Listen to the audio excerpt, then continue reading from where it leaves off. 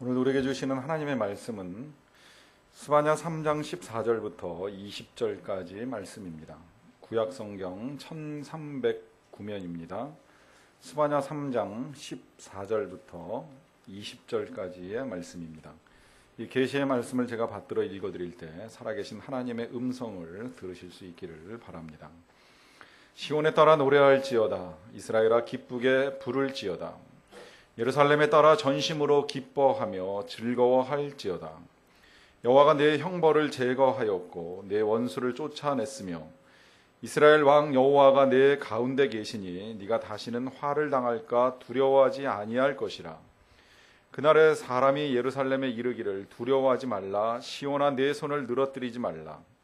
너의 하나님 여호와가 너의 가운데 계시니 그는 구원을 베푸실 전능자이시라. 그가 너로 말미암아 기쁨을 이기지 못하시며 너를 잠잠히 사랑하시며 너로 말미암아 즐거이 부르며 기뻐하시리라 하리라. 내가 절기로 말미암아 근심하는 자들을 모으리니 그들은 내게 속한 자라. 그들에게 지워진 짐이 치욕이 되었느니라. 그때 내가 너를 괴롭게 하는 자를 다 벌하고 저는 자를 구원하며 쫓겨난 자를 모으며 온 세상에서 수욕받는 자에게 칭찬과 명성을 얻게 하리라. 내가 그때에 너희를 이끌고 그때에 너희를 모을지라. 내가 너희 목전에서 너희의 사로잡힘을 돌이킬 때에 너희에게 천하 만민 가운데서 명성과 칭찬을 얻게 하리라. 여호와의 말이니라. 아멘. 얼마 전에 제가 누군가로부터 우리나라에서 자녀를 키우는 어린 자녀를 둔 집에 창문이 없다고 하는 이야기를 들었습니다. 창문이 없는 것은 아닌데 모든 창문마다 아이를 가르치기 위해서 아마 보신 적이 있을 것입니다. 가나다라 마바사부터 시작을 해서 건어더러 먹어서 이 한글 온갖 잠음을 조합한 글로 쓰여진 그 벽보 같은 것을 창문에다 붙여 놓았기 때문에 창문 밖을 통해서 아이들이 밖을 내다볼 수 없다고 하는 것입니다.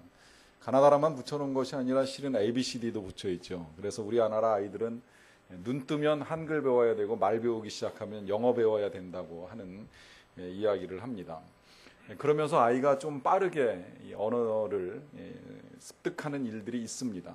그러면 대개 부모들은 그때부터 이제 우리 집안에 드디어 천재가 났다고 생각을 하면서 즐거워합니다.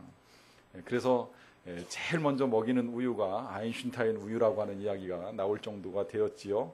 초등학교에 입학을 해서 다른 아이들과 견주어서 이게 아니구나라고 하는 사실을 깨달을 때까지는 절대 포기하지 않는다고 합니다. 그러면서 이제 학년이 올라갈 때 아인슈타인 우유가 서우유로 바뀌고 그게 연세우유로 갔다가 건국우유, 나중에 삼육우유를 거쳐서 저지방 우유라도 좋사오니 이것만이라도 좀 먹었으면 좋겠다고 할 정도로 단계별로 변화가 된다는 이야기가 있습니다. 처음에 기대감은 굉장히 컸습니다. 시간이 흘러가면서 변화가 됩니다. 여러분, 새롭다라고 하는 것이 다른 사람들에게 기대감을 불러일으킵니다. 새로운 생명이 태어났을 때, 새로운 교회가 만들어졌을 때, 또 새로운 사업을 시작하는 사람들, 그들 모두에게는 다 기대감들이 있습니다. 새롭게 만들어진 이 무엇이 앞으로 가면서 어떠한 능력과 어떠한 기쁨을 가져다 줄 것인가에 대한 기대감을 가지게 해줍니다. 제가 우리 교회에 얼마 전에 처음 등록하게 된 고등학생 아이를 만나게 되었을 때 그 아이는 생전 처음으로 교회를 나온 친구입니다. 교회를 다녀본 적이 없는 것으로 제가 알고 있습니다. 그때 제가 그 아이를 보면서 이런 말을 했습니다. 장차 목사가 될 수도 있겠다.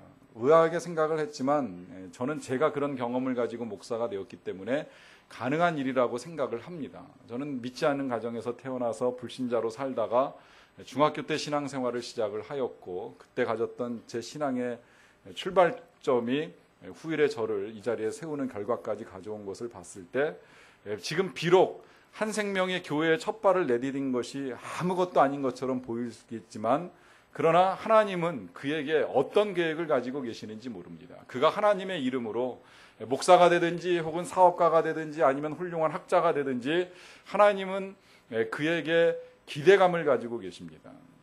그러하기 때문에 성경은 우리에게 이렇게 말씀을 합니다. 그런즉 누구든지 그리스도 안에 있으면 새로운 피조물이라.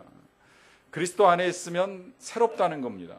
이 그리스도 안에서 새롭다라고 하는 말씀은 한번 교회에 첫 발을 내딛었을 때에 그냥 새로운 출발을 한다라고 하는 의미만을 가지고 있지 아니합니다. 날마다 우리는 하나님께 새로운 피조물입니다. 이 말은 우리가 하나님께 날마다 새로운 기대감을 줄 수 있는 존재라고 하는 것입니다. 하나님은 날마다 우리를 만나면서 우리를 향하여 기대를 가지고 계십니다. 어제와는 새로워진 우리들을 바라보시면서 또 오늘과는 다른 내일을 만들어갈 우리들을 향하여 하나님은 우리를 향해 기대감을 가지고 계십니다. 안 해본 거라 좀 불편하실지 모르겠지만 한번 좀 해봤으면 좋겠습니다.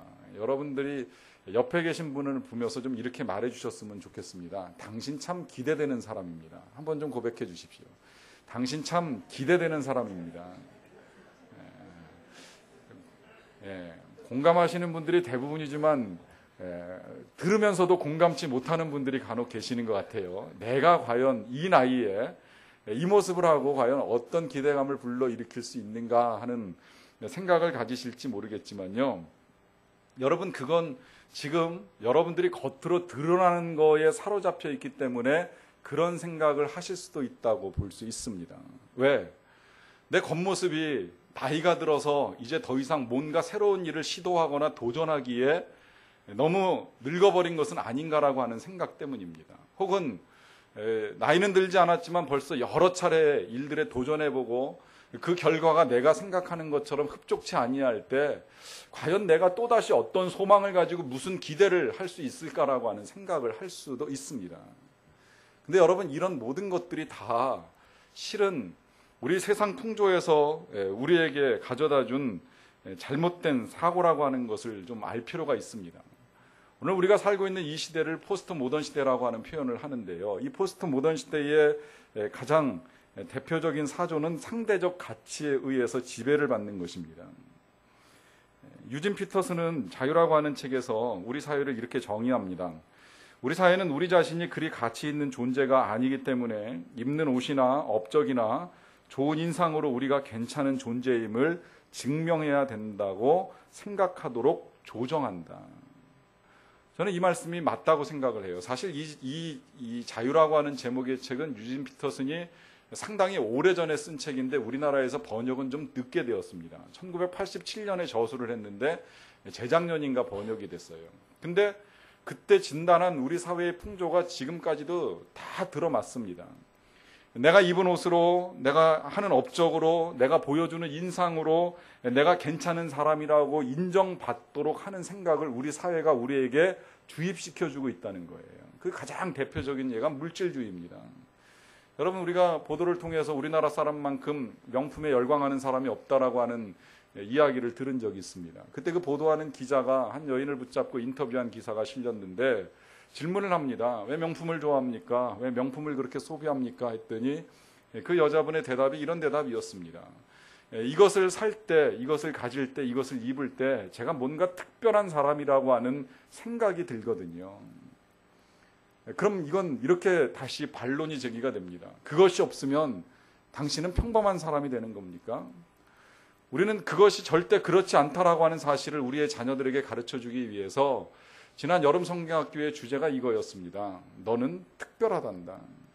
하나님 안에서 너는 특별한 존재이다. 우리 아동부 친구들에게 이 사실을 가르쳐주기 위해서 전도사님이나 선생님들이 아주 많은 애를 썼습니다.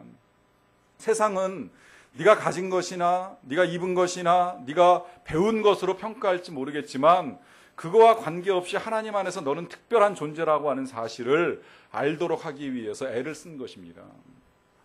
여러분, 틀림없습니다.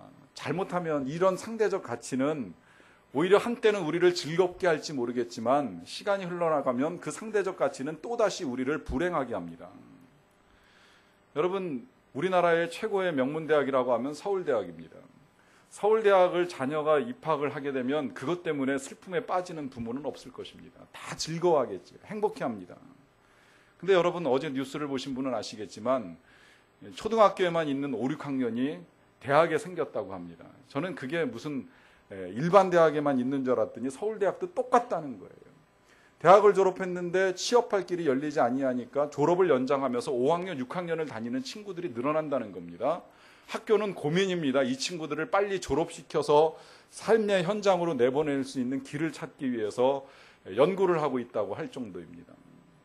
한때 부모님에게 기쁨을 주었던 젊은이들이 또다시 근심이 되었습니다. 그런 일이 실제 있었어요. 한 몇 년 전에 제가 같이 사역하던 소망교회 부목사님들 중에 자녀가 외국어 고등학교에 입학을 했습니다.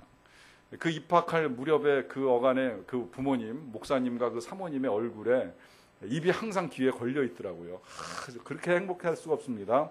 평소에는 사모님 웃는 걸 제가 별로 본 적이 없는데 잘 다니시지도 아니하시지만 그 교회 주변을 늘 해맑은 웃음으로 다니시면서 즐거워하시는 모습을 저도 본 적이 있습니다.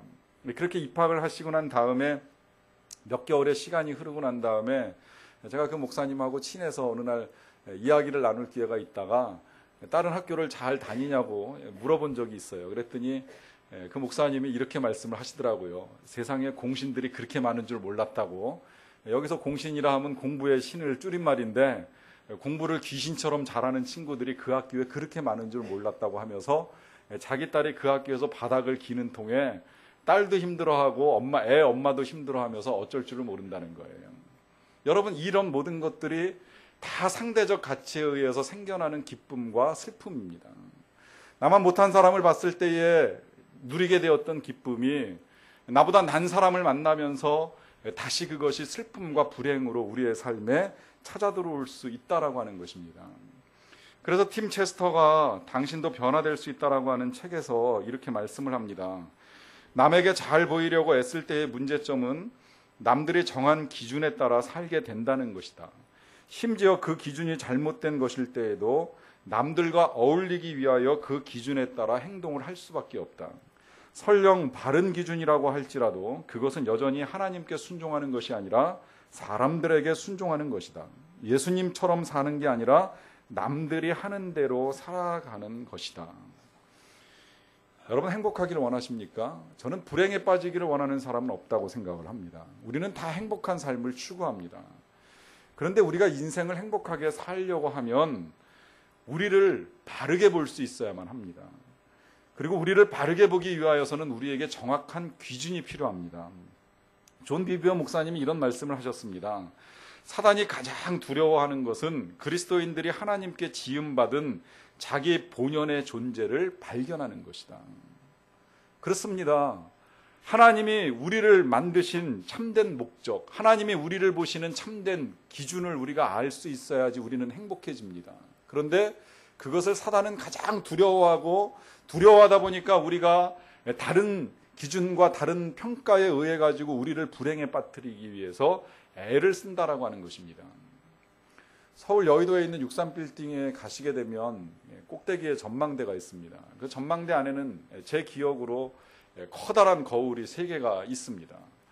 그 거울은 우리가 흔히 집에서 보는 거울과는 좀 다른 거울입니다. 하나는 볼록 거울이고 하나는 오목 거울이고 하나는 오목과 볼록이 섞여 있습니다. 그러다 보니까 이 거울 앞에 서게 되면 사람의 모습이 우리가 거울에서 보는 것과는 좀 다르게 보입니다. 하나의 거울은 사람이 아주 작고 뚱뚱하게 보이게 만들어져 있습니다.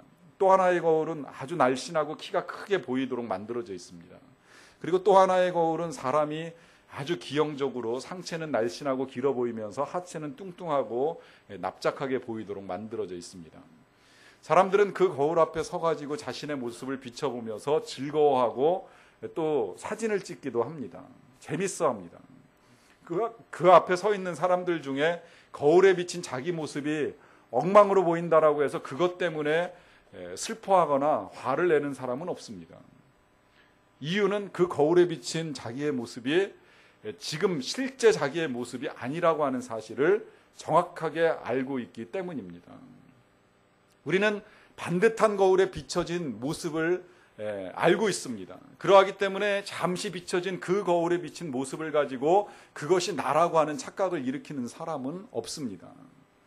근데 여러분, 잘 생각을 해보십시오. 여러분들이 정확하다고 생각해서 여러분들을 비추어 보는 여러분들의 집에 달린 그 반듯한 거울이라고 할지라도 그것이 여러분들을 정확하게 다 보여주고 있는 것은 절대 아닙니다. 왜 그런지 아세요? 우리는 외모만 가지고 살아가는 사람들이 아니기 때문입니다. 우리는 겉모습만 가지고 살아가는 존재가 아닙니다. 여러분, 더더군다나 우리는 이 겉모습이 늘 변해갑니다. 겉모습이 바뀝니다. 이 바뀌는 겉모습만을 우리가 비추어 보면 한때는 우리가 즐거워할 수 있을지 모르겠지만 시간이 지나면 우리는 불행에 빠집니다. 여러분, 우리가 나이가 들면서 거울을 볼 때 힘들어하는 것이 무엇입니까? 얼굴에 주름이 생깁니다. 주름이 하나둘씩 늘어갑니다. 나도 젊을 때는 팽팽했는데 라고 생각하면서 지금 주름진 내 얼굴을 보면서 슬퍼합니다. 저도요, 한때는 허리가 28인 날씬한 청년이었다고요. 이건 제 얘기입니다. 그런데 시간이 흘러가면서 거울에 비친 내 모습을 볼 때마다 왜 내 몸이 저렇게 망가졌지라고 하면서 저도 불행한 생각을 할 때가 있습니다.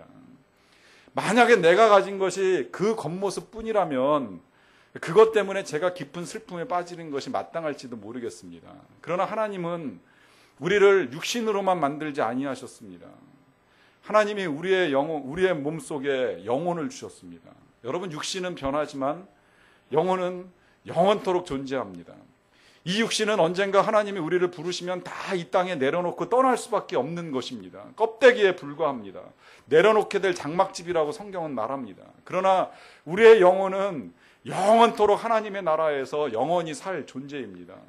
그러하기 때문에 우리는 정말로 중요한 것이 우리의 이 영혼을 영혼의 거울 앞에 비춰보는 것입니다. 그 영혼의 거울이 바로 진리입니다. 진리의 말씀에 우리의 영혼을 비춰볼 때 그때 우리는 우리의 존재가 과연 어떠한가를 정확하게 알 수 있습니다. 이것이 필요합니다. 하나님은 그렇게 우리를 진리의 거울에 비춰볼 수 있도록 진리의 말씀인 성경을 우리에게 허락해 주셨습니다. 이 성경은 단순히 하나님께서 우리로 하여금 이렇게 살아가라 저렇게 살아서는 아니 된다라고 하는 율법을 위해서 주신 것이 아니라고 하는 것입니다. 이 성경을 통해서 우리는 우리를 볼 수 있습니다. 좀 더 정확하게 말하자면 성경은 하나님을 가르쳐주는 진리의 도구입니다. 이 성경을 통해서 우리는 하나님을 알 수 있게 되어 있습니다. 하나님이 어떤 분이신지 제가 늘 성경을 보는 관점으로 강조하고 가르치는 것 중에 한 가지가 뭐냐면 하나님이 우리에게 무엇을 명령하시는가를 먼저 보기 전에 하나님이 어떤 분이신가를 보도록 노력하라고 강조를 합니다. 이유는 그런 하나님을 볼 때라야 우리가 그 하나님을 통해서 보는 우리를 정확하게 볼 수 있기 때문입니다. 그것이 중요하다고 또 말씀을 드리는 이유는 하나님은 영원 불변하신 분이시기 때문입니다. 사람은 변합니다. 외모만 변하는 것이 아니라 실은 생각도 변합니다. 마음도 변합니다. 여러분, 사람의 마음이 조석변이라고 하는 말도 합니다. 마냥 좋을 것만 같았던 사람도 변할 때가 있습니다. 사랑이 변하느냐 아니 변하느냐가 수백 년 동안 사람들에게 있어서 논란이 되어 왔다라고 하면 저는 이렇게 답을 드리고 싶습니다. 사랑은 안 변할지도 모르지만 사람은 변합니다. 사람이기 때문에 변합니다. 여러분, 여자가요 연약한 존재로 평가를 받습니다. 특히 연애할 때 여자는 더더욱 그렇게 보여지기도 합니다. 그러나 결혼을 해서 살아가는 여자가 연애할 때만큼 계속 연약한 상태를 유지하기 어렵습니다. 막상 아이를 낳고 기르다 보면 여자는 자기도 모르는 사이에 강한 어머니로 변화되어 있습니다. 달라지는 것입니다. 남자는 마냥 강한 존재일까요? 남자는 결혼하고 살다 보면 세파에 시달리고 고생을 하면서 자기도 모르는 사이에 연약한 면들이 드러나게 되어 있습니다. 연약할 것만 같았던 여자도 강해지고 강할 것만 같았던 남자도 연약해질 수밖에 없습니다. 이렇게 사람은 변해간다라고 하는 것입니다.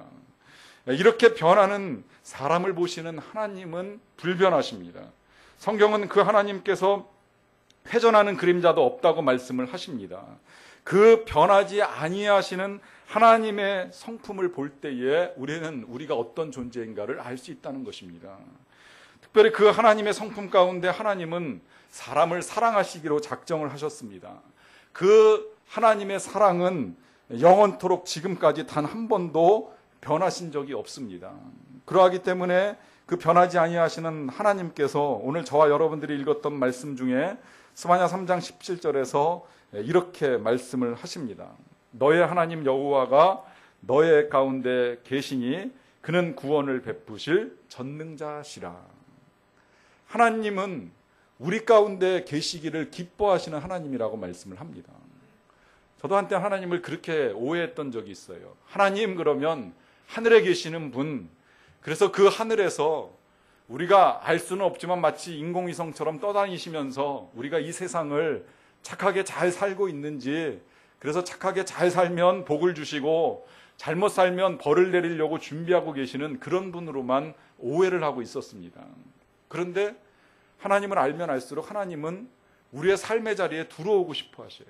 마음에 들어오셔서 평안을 주고 싶어 하시고, 우리의 삶에 오셔서 우리의 삶을 좀 더 쉽고 편안하게 다스려가기를 기뻐하시고, 우리에게 기쁨을 주시기를 기뻐하시는데 특별히 구원을 베풀어 주신다고 말씀을 하십니다. 여러분, 이 구원이라고 하는 것은요, 우리가 단순히 죄 가운데서 벗어나는 것만을 말하지 않습니다. 우리의 삶에는 죄로부터 구원받는 일도 필요하지만 질병으로부터도 구원을 받아야만 합니다. 환난 속에서도 구원이 필요합니다. 때로는 아프리카의 기아로 인하여 죽어가는 어린이들에게는 그 가난으로부터의 구원도 필요합니다. 이 구원을 베푸시기를 기뻐하시는 전능자라고 성경은 우리에게 말씀을 합니다. 그러하기 때문에 우리가 어떤 환난에 빠져 있든지 혹은 몸과 마음이 상할 때라 할지라도 하나님을 향하여 우리의 믿음의 손을 내밀기만 하면 하나님께서 고쳐주시겠다라고 분명히 약속을 하고 계시는 분이십니다. 계속해서 성경은 그 하나님께서 너로 말미암아 기쁨을 이기지 못하신다라고 말씀을 하십니다. 우리를 바라보시는 이 하나님의 마음의 상태를 한 단어로 표현하자라고 하면 그것은 기쁨입니다. 하나님은 우리를 기뻐하십니다. 이 17절은 짧은 이 한 구절 속에서 두 번이나 이 사실을 우리에게 밝혀주고 있습니다. 너로 말미암아 기쁨을 이기지 못하신다. 너로 말미암아 즐거이 부르며 기뻐하시리라. 여러분, 다시 한번 옆에 계신 분들에게 이렇게 좀 여러분들이 속삭여줬으면 좋겠습니다. 하나님이 그대를 인하여 기뻐하십니다. 말씀해 주십시오. 하나님이 그대를 인하여 기뻐하십니다. 여러분 모두가 다 하나님의 기쁨이 되는 존재들입니다. 왜 그런지 아세요?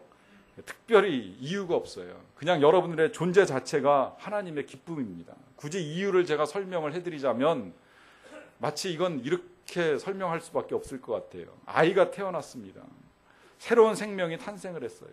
부모들은 그 탄생한 생명을 가지고 이유 없이 기뻐합니다. 물론 거기 기다림의 세월이 있었습니다. 9달 이상 기다리고 혹은 잉태를 위하여서 오랜 시간 동안 기다림의 시간이 있었습니다.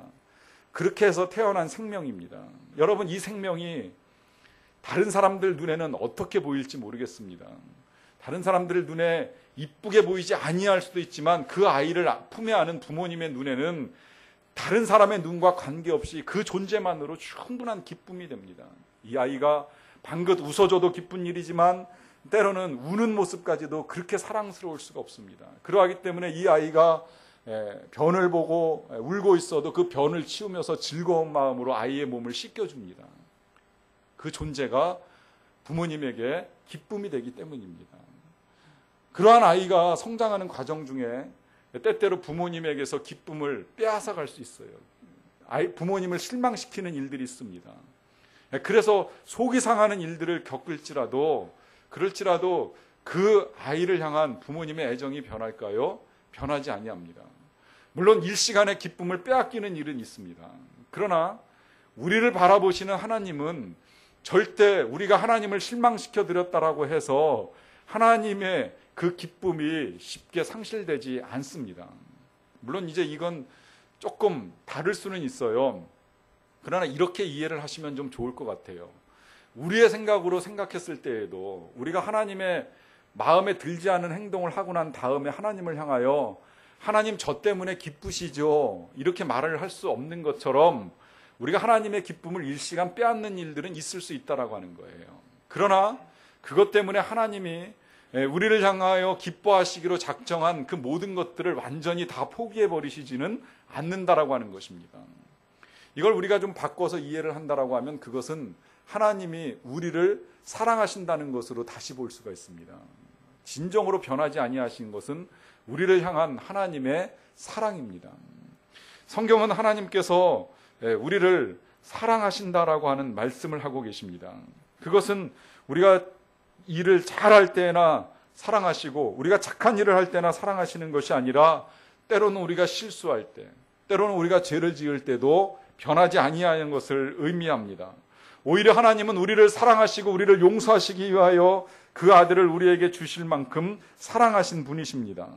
때때로 우리가 이것을 오해해서 우리가 무슨 좋은 일을 할 때는 우리를 많이 사랑하시고 우리가 나쁜 일을 하게 되면 벌을 받는다라고 착각을 하지만 절대 그렇지 않습니다. 우리를 향하신 하나님의 사랑은 우리의 그 어떤 행동에 의하여서도 절대 좌우되지 않습니다. 팀 체스터가 당신도 변화될 수 있다라고 하는 책에서 이런 말씀을 하셨습니다. 우리는 자신의 공로로 인정을 받고 싶어 하지만 하나님은 이렇게 말씀하신다. 나는 너를 사랑하기에 너를 위해 내 아들을 주었다. 네가 나의 축복을 받기 위한 조건들은 이미 그가 모두 만족시켰다. 나는 지금의 내 모습 그대로를 사랑하고 내 아들 안에서 너를 받아들였다. 하나님은 당신을 한결같이 사랑하신다. 당신이 더 나은 사람이 된다고 해서 지금보다 더 사랑하시는 것도 아니요, 엉망으로 산다고 해서 지금보다 덜 사랑하시는 것도 아니다. 다만 우리가 그 사랑을 느끼기가 어려워서 이런 질문을 할 수 있습니다. 하나님께서 나를 사랑하시는데 내 삶이 왜 이렇죠? 하나님께서 나를 사랑하시는 것을 좀 더 확실하게 알고 싶습니다. 하나님께서 우리를 사랑하시는 방식에 있어서 우리가 생각하는 사랑과 다른 점이 저는 이 점이라고 생각을 합니다. 보통 연인들이 사랑에 빠지게 되면 사랑을 표현합니다. 사랑을 표현하기 위해서 선물을 주고받는 일이 있습니다. 좀 더 강력하게 자신의 사랑을 표현하기 위하여 이벤트를 하는 연인들도 있습니다. 이벤트가 날이 가면 갈수록 발전하잖아요. 그래서 단순하게 조용히 사랑을 고백하던 시대를 뛰어넘어서 지금은 광화문 한복판에서 빌딩 옥상에 걸려있는 전광판에다가 사랑 고백하는 메시지를 띄워가지고 이벤트를 하는 청년들도 있다는 이야기를 들었습니다. 심지어 야구장이나 축구장에서 수만 명의 관중들 앞에서 전광판을 빌려서 사랑을 고백하는 청춘 남녀도 있다고 합니다. 그런 시절에 살지 않은 여러분들을 다행스럽게 생각하시기 바랍니다. 여러분, 그런 식으로 사랑이 표현될 때 우리는 행복을 느낍니다. 그런데 성경은 오늘 하나님께서 우리를 그렇게 사랑하신다라고 말씀하지 않습니다. 물론 이벤트가 전혀 없었던 것은 아니지만 그건 다음에 제가 기회가 되면 말씀을 드리기로 하고요. 하나님이 우리를 사랑하시는 방식은 잠잠히 사랑하신다고 말씀을 하십니다. 드러내지 아니하신다는 거예요. 저는 이걸 이렇게도 이해를 해봤습니다. 사랑하는 자녀가 밖에 나갔다가 밤늦게 집에 들어오게 되면 기다리는 동안에 부모님들은 사랑하기 때문에 초조해합니다. 근데 표현 방식이 다릅니다. 어머니는 계속해서 걱정하고 전화하고 안달을 하면서 집 안팎을 드나들면서 아이가 언제 오나 노심초사합니다. 그러나 아버지들은 그냥 시계만 계속 물끄러미 바라보면서 딸을 기다리고 아들을 기다린다고 합니다. 이것이 저는 하나님의 사랑의 표현 방식이라고 생각을 합니다. 말씀은 하시지 아니하시지만, 겉으로 다 표현하시지는 아니하시지만 잠잠히 사랑하신다는 거예요. 또 이렇게도 생각해 봐도 좋을 것 같아요.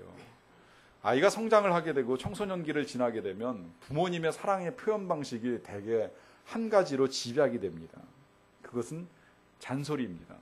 많은 말을 하게 됩니다. 그렇게 살면 안 된다고, 공부 좀 하라고, 좀 열심히 살으라고, 게으름 피지 말라고, 집안을 청소하라고, 방 좀 깨끗하게 쓰라고 여러 가지 잔소리를 합니다. 듣기 싫어서 아이들이 거부를 하죠. 왜 그렇게 만날 때마다 잔소리를 하느냐고. 그러면 마지막에 결론으로 부모님들이 하는 말이 있죠. 다 널 사랑해서 하는 말이야. 이렇게 한마디로 정리를 합니다. 사랑하기 때문에 잔소리를 한다는 거예요. 이 논리를 가지고 이야기하면 우리를 사랑하시는 하나님께서 우리를 사랑하시기 때문에 우리가 인생을 잘 살도록 하기 위하여 잠잠히 계시지 아니하시면 어떤 일이 벌어질까요? 수없이 많이 하나님이 우리를 향하여 잔소리를 하시게 될 것입니다. 그렇게 살면 안 된다고, 거기에 가면 안 된다고, 그걸 당장 멈추라고, 빨리 일어나서 기도하라고, 성경도 좀 보면 안 되겠느냐라고 하면서 하나님이 수없이 많은 잔소리를 하실 터인데 우리가 견딜 수 있을까요? 그 하나님의 사랑을 이해할 수 있을까요? 그것이 사랑으로 받아들여질 수 있을까요? 우리가 그걸 거부할 만한 거역함이 우리 안에 있는 줄 하나님이 아시기에 하나님 잠잠히 사랑하십니다. 잠잠히 사랑하시기 때문에 손 놓고 계시는 분이라고 또 그렇게 볼 수는 없습니다. 잠잠히 사랑하시지만 그러나 우리가 하는 모든 기도를 잠잠히 은밀한 중에 다 들으십니다. 우리가 행하는 모든 아름답고 선한 일들을 은밀한 중에 다 보시고 계십니다. 또 우리가 하는 일들을 도우시면서 은밀한 중에 우리의 일들이 더 잘 될 수 있도록 도와주고 계시는 분이 하나님이십니다. 그래서 성경은 하나님께서 우리를 잠잠히 사랑하신다고 분명하게 말씀을 해 주십니다. 이런 하나님을 우리가 알게 되면 이제 우리는 우리가 어떤 존재인가를 더 훨씬 쉽게 이해할 수가 있습니다. 여러분, 우리는 하나님의 기쁨이 되는 존재입니다. 하나님은 우리를 인하여 기뻐하시고 우리를 인하여 즐거이 부르며 기뻐하신다고 말씀을 하십니다. 비록 우리의 배움이 상대적으로 다른 사람보다 좀 짧을지라도 우리가 이 세상에서 행해 나가는 업적들이 다른 사람들이 평가하기에 좀 너럭지 못한 것처럼 여겨질지라도 때로는 우리의 외모가 변해갈지라도 그럴지라도 그 모든 것들은 우리가 하나님께 기쁨이 되는 데 있어서 전혀 무관한 것들입니다. 우리의 존재 자체가 하나님의 기쁨이 됩니다. 뿐만 아니라 우리는 하나님의 사랑받는 연인이라고 할 수 있습니다. 우리의 가진 것, 우리의 행하는 것과 전혀 관계없이 우리는 하나님께 충분한 사랑을 받을 만한 존재들이라고 하는 사실입니다.